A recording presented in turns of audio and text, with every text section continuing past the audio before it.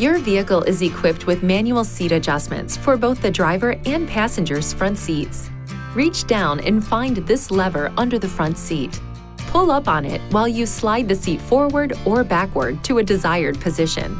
Release the lever to lock the seat in that position. To recline the front seat backs, locate this lever on the outside of the seat base. Pull up and lean back.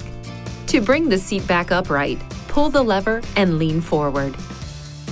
Your driver's seat is equipped with a seat lifter. Your seat height can be adjusted using this lever located on the outside of the seat base. Pull up or push down repeatedly to adjust the height of the seat.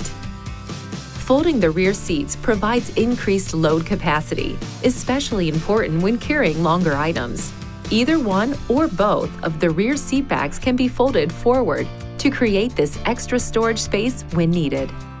To fold the rear seat back, pull up on this knob to fold the driver's side rear seat back forward.